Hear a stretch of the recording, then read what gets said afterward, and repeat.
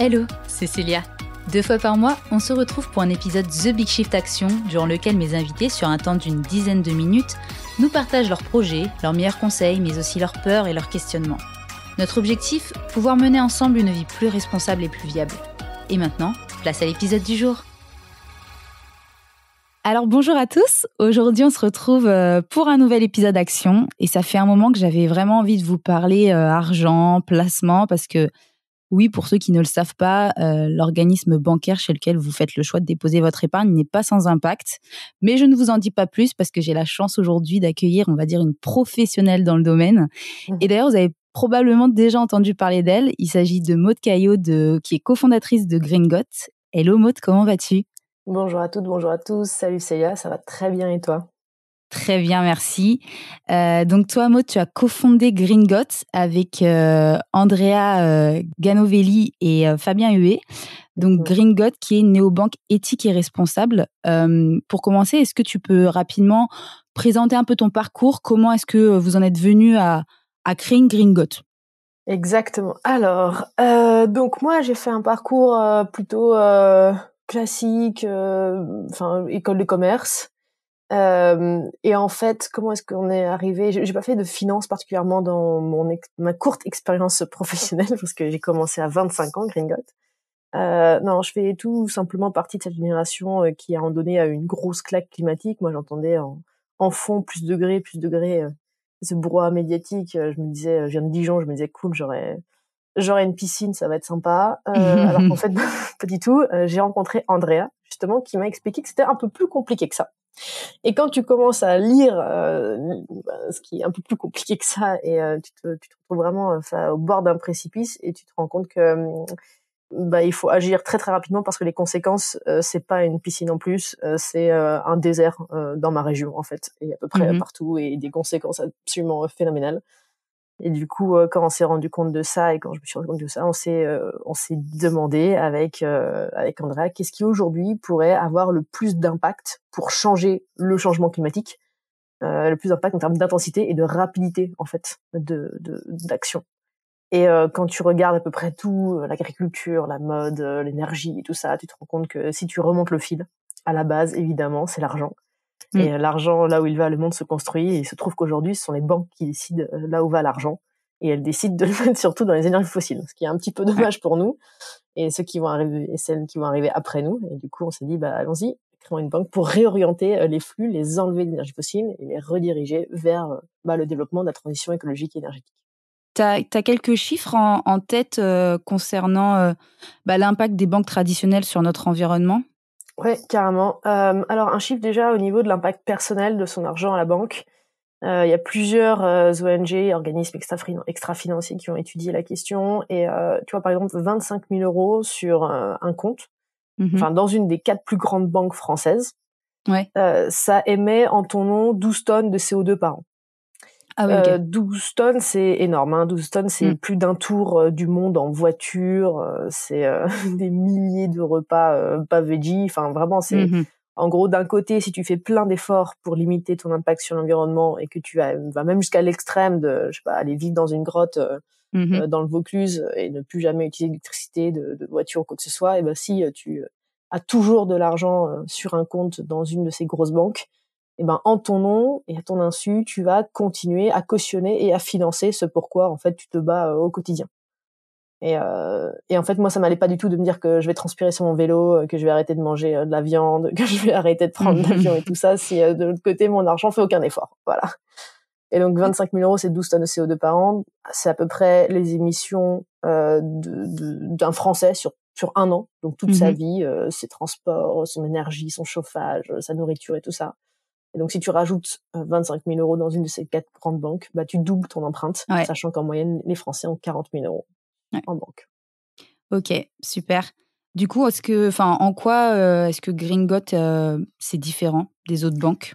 Avec Gringot, l'ambition, c'est de créer une banque à terme, évidemment, qui permettra de financer et d'investir 100% dans les projets à impact et dans les projets qui nous permettront de limiter le réchauffement climatique, donc des projets et des entreprises qui n'émettent pas des gaz à effet de serre, et surtout en 2, de préparer déjà notre adaptation aux quelques degrés qui apparemment sont inévitables. Donc aujourd'hui, Gringotts, concrètement, c'est un compte courant avec une carte où on a voulu en fait ramener le meilleur des deux mondes entre le monde justement de la finance durable, d'une finance éthique et responsable, et aussi toute la finance un peu plus tech à laquelle on est un peu plus habitué, ma génération et celle d'après, tu sais, c'est néobanques très pratique, très simple, un peu loin du modèle pas très user friendly de nos banques traditionnelles. Oui. Mais voilà, le compte courant, c'est vraiment pour nous la porte d'entrée, c'est que le début de l'aventure. L'idée, c'est évidemment de développer de l'épargne qui a beaucoup plus d'impact, et un jour aussi le crédit qui est un peu le deuxième pilier pour avoir de l'impact. En parlant justement de néobanques, tu vois, moi, personnellement, bah, je pense que là, je fais un peu partie finalement presque de l'ancienne génération. J'ai Ouais. cette crainte de pas pouvoir parler avec quelqu'un, un être humain, de me retrouver sans cesse face à un chatbot. Comment ça se passe le service client chez Gringotts? Si demain je décide de passer chez Gringotts, est-ce que oui, il y a bien quelqu'un de physique qui pourra répondre à mes questions, etc. Alors oui, nous, c'est une priorité absolue, le Super. customer care, le service client. C'est d'ailleurs une des plus grosses équipes aujourd'hui chez Gringotts.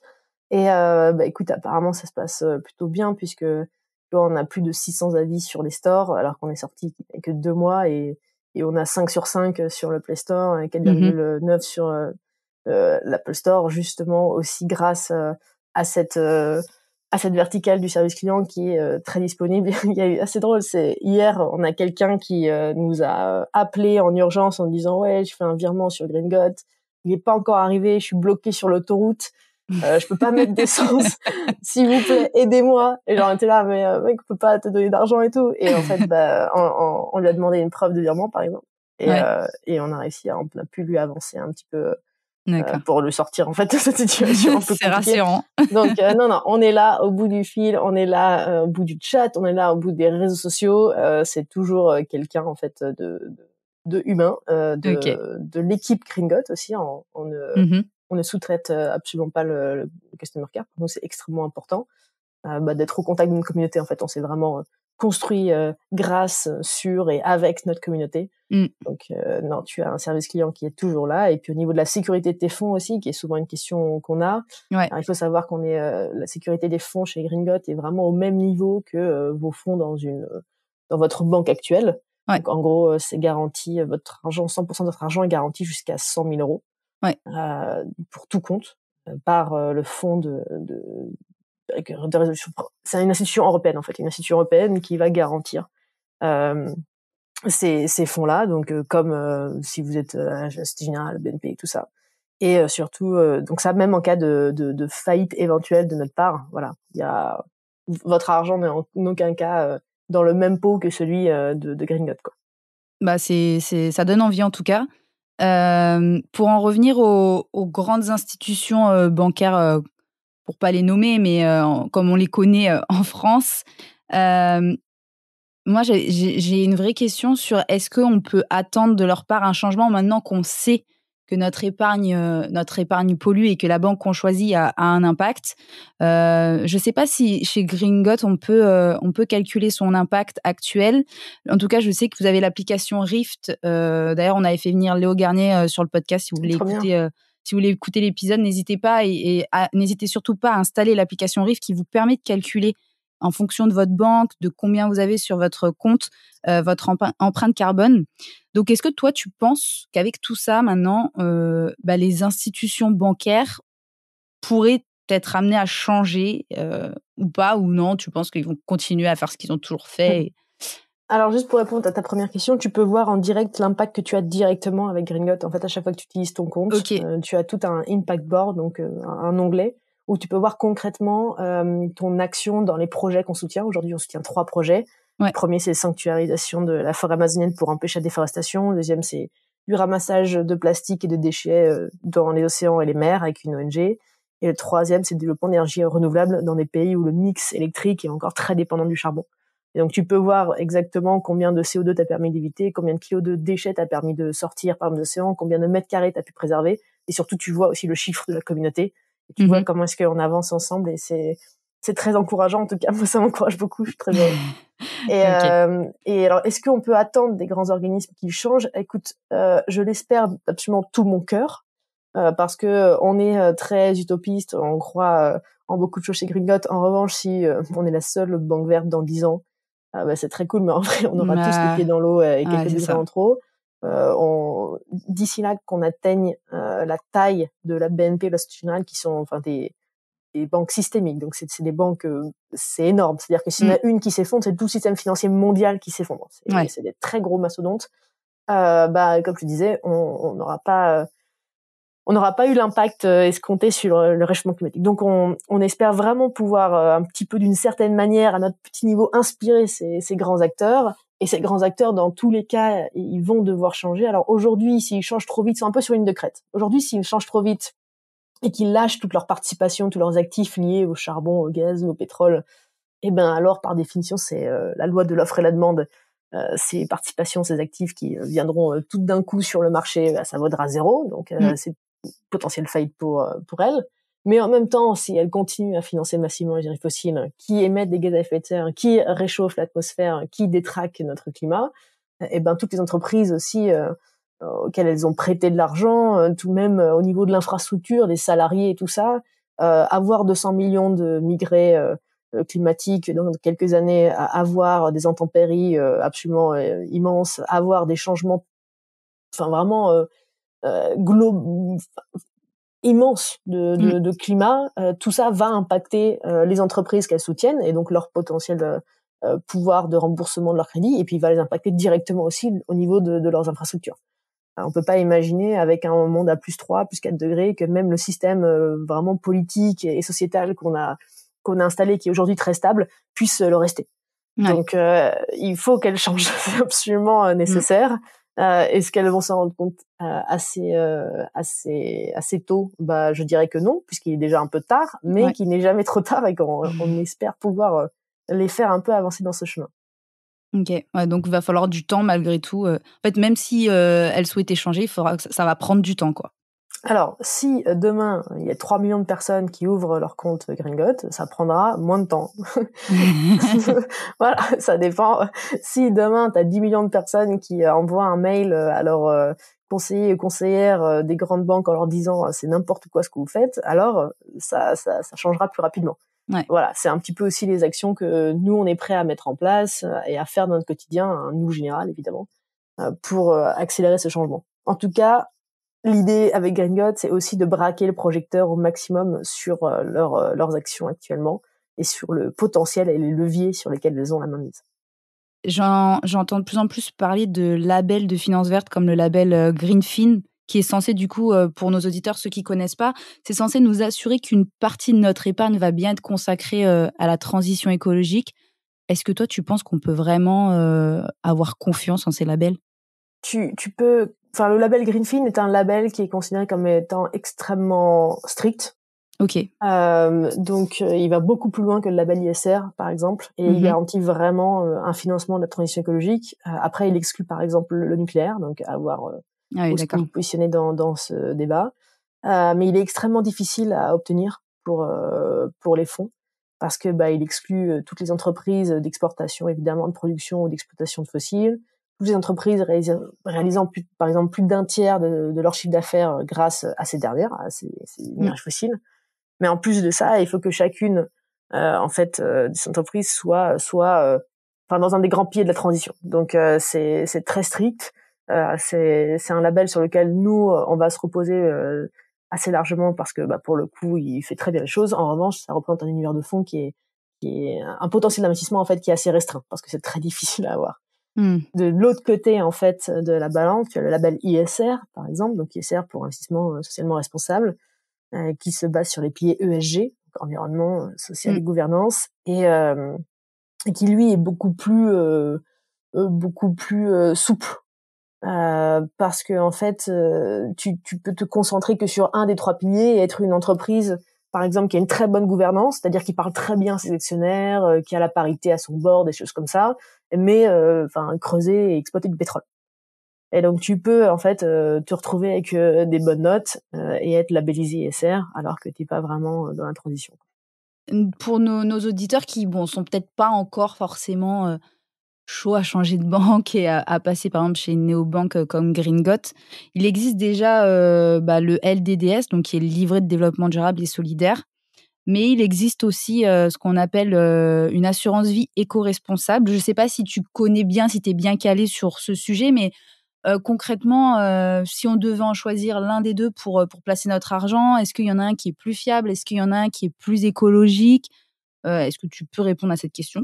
Est-ce que toi, tu en sais un peu plus? Bien sûr. Alors, nous, l'assurance vie éco-responsable, c'est justement ce qu'on est en train de développer pour D'accord. l'épargne. Donc, on croit pas mal à ce véhicule financier qui est d'ailleurs le plus populaire chez les Français. Donc, c'est comme ça qu'on va commencer. Après, il a ses limites aussi. On investit sur du côté. Il y a une petite partie de non côté, mais sinon c'est sur du côté. Donc, c'est pas directement dans l'économie réelle. Ça a des répercussions sur l'économie réelle, mais en gros, ça reste du non-côté. Et pour le LDDS, c'est très bien de faire la démarche.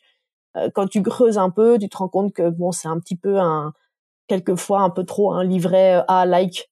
Donc c'est pas une solution qui va vraiment faire changer les choses. Et pour D'accord. les personnes qui douteraient aujourd'hui de changer de banque et tout, il faut vraiment se rendre compte que déjà de un, c'est un changement qui nécessite assez peu d'efforts, Oui. au-delà de la phase de changer vraiment ce moment-là qui peut être un peu pénible. Mais évidemment, vous n'êtes pas obligé de clôturer tous vos comptes. Vous pouvez ouvrir un compte courant parallèle, par exemple chez nous, dans une autre banque verte et voir comment ça se passe et tout ça. Mais il faut vraiment s'imaginer que c'est vraiment aujourd'hui le premier geste écolo que vous pouvez faire à votre échelle. Pouvoir annuler 12 tonnes de CO2 par an sur votre empreinte carbone, c'est comme si vous arrêtiez de tout faire sur un an. Absolument tout. Vous consommez aucune énergie, pas une seule fois vous allumez la lumière, pas une seule fois vous mettez le chauffage ou le ventilo, pas une seule fois vous mangez quoi que ce soit d'ailleurs. Enfin voilà, Vous n'existez pas, quoi. Voilà, exactement. C'est énorme d'avoir ce levier en main. Et ce qui est incroyable, c'est que ça demande pas un effort surhumain. Ça demande pas justement à aller habiter dans une grotte. Ça demande pas à faire 45 kilomètres en vélo par jour. Et donc c'est finalement le levier le plus important à actionner à son niveau, qui a de réels impacts et qui est celui qui demande un peu le moins d'efforts, quoi. Donc ça serait dommage de rater cette opportunité, surtout quand on sait ce qui va arriver. Alors là, on enregistre le 15 juillet, il fait très très très chaud. A priori, ça va pas aller en s'arrangeant. Et moi, je cite souvent cette petite anecdote pour comprendre bien les conséquences d'un +2 ou +3 degrés, parce que je pense qu'on est beaucoup à se faire réflexion, comme moi je me la faisais, en disant si t'habites à Dijon, tu vas passer de 18 à 20 degrés en moyenne, ça va être cool, tu vois. Et je vais te poser, c'est une petite devinette. C'est à ton avis, de combien de degrés la Terre s'est réchauffée depuis la dernière ère glaciaire? Donc c'était il y a 20 000 ans. Il y avait 3000 mètres de glace au-dessus de nos têtes. Et de combien de degrés la Terre s'est réchauffée pour passer de 3000 mètres de degrés au-dessus de nos têtes à l'environnement plutôt sympathique et très accueillant que nous avons aujourd'hui. Donc en 20 000 ans, à ton avis. Je pense que c'est pas si énorme que ça en termes de chiffres. Peut-être je te dirais 2 degrés. Si c'est 2 degrés, franchement, les gens sont très calmes. Non, c'est 5 degrés. 5 degrés, 5 degrés, ça, sur 20 000 ans, ça a permis de faire fondre 3 kilomètres de glace au-dessus de nos têtes. Ça a permis de vraiment de redessiner complètement tout le climat entier, finalement, de notre planète. En 20 000 ans. Aujourd'hui, on parle de +2, +3, +4 degrés en 300 ans. Ouais. Donc le choc va être extrêmement violent. Ça va être et ça l'est déjà dans beaucoup de pays. Nous en France, on n'est pas encore si impacté parce qu'on est un pays riche, donc on a beaucoup d'effets tampons en fait. Quand il y a plus de blé, quand les récoltes sont mauvaises en France, on peut les acheter ailleurs. Quand il fait très chaud, on peut acheter des clims. Quand il fait très froid, on peut mettre du chauffage. Voilà, il y a beaucoup de choses. Quand il y a des feux, on peut venir les éteindre.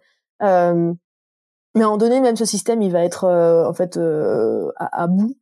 Et ça sera un peu tard à ce moment-là. Donc c'est très important de se dire que le réchauffement climatique, c'est pas juste en Afrique ou en Asie, qu'on s'en fout, que c'est une philosophie de vie. Hélas, ça l'est pas. Hélas, c'est des données scientifiques. Hélas, ça va être très compliqué. Si vous dites que dans tous les cas, dans 20 ans, vous êtes mort, bon, bah, peut-être que vous avez des enfants, je sais pas. Mais c'est très important d'essayer au maximum de le limiter. Et aujourd'hui, c'est pour ça qu'on a créé Gringotte, c'est pour mettre à disposition ce premier levier à toutes et à tous pour avoir un réel impact pour le limiter. Alors Maud, on arrive sur la fin de cet épisode. J'ai une dernière question à te poser. Est-ce que t'es prête ? Est-ce que t'es concentrée ? Tout simplement, comment on sait ce que devient vraiment notre argent ? C'est quoi la preuve que, en effet, notre argent va bien financer des projets éco-responsables, etc. Tu veux dire chez Gringotte ? Oui, chez Gringotte, du coup, là, en l'occurrence, ouais, chez Gringotte. Alors, en fait, il y a pas de côté où on peut mettre un petit traceur sur ton argent et tu peux toi, sur une application indépendante, voir et tout. Nous, les garanties qu'on a, c'est les résultats concrets. Donc, on peut avoir avec nos partenaires sur ces projets-là. Donc, en fait, tes partenaires, si tu leur donnes pas d'argent, ils peuvent pas faire ce qu'ils font. Donc, ce qu'ils font, c'est grâce à ton argent. Donc, tu peux être sûr qu'il y a de l'argent qui est arrivé là. Et a priori, c'est le tien, puisque c'est le tien qui permet de faire ces choses-là.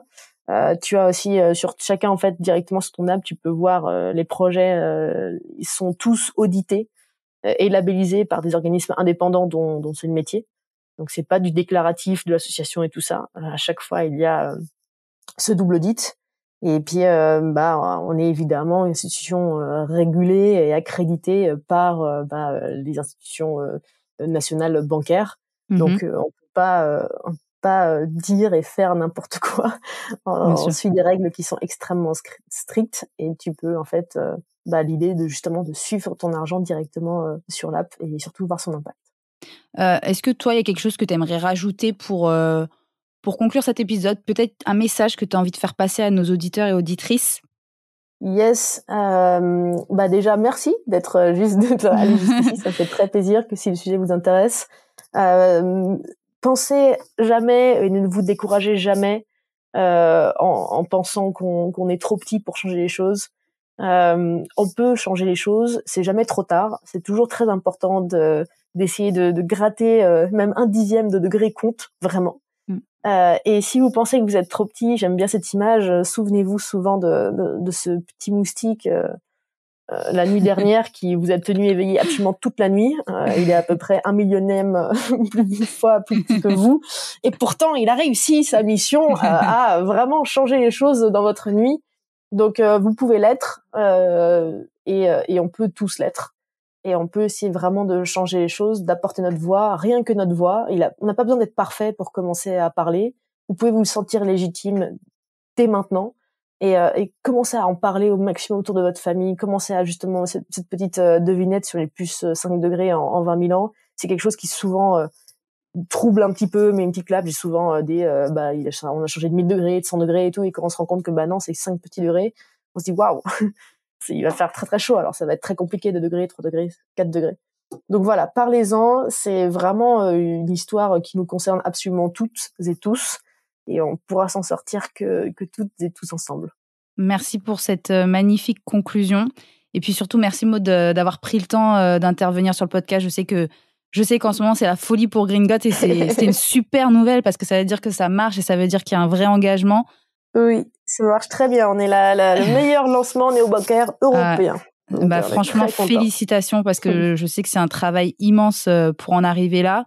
Et on te souhaite, je parle au nom de nos auditeurs, mais on te souhaite et on souhaite à Gringotte de grossir encore plus, d'avoir encore plus d'adhérents. Vous me retrouverez peut-être bientôt chez Gringotte, il y a moyen en tout cas. Tu as réussi à me convaincre. Très plaisir. Et puis à très vite. Merci à toi pour l'invitation et merci à vous toutes et tous de m'avoir et de nous avoir écoutés. Voilà, j'espère que cet épisode t'a plu. N'hésite pas à laisser 5 étoiles sur Spotify ou 5 étoiles et un commentaire sur Apple Podcasts pour toucher encore plus de monde. N'oublie pas, c'est lorsque l'on agit ensemble que nos actes ont un impact. À très vite pour le prochain épisode.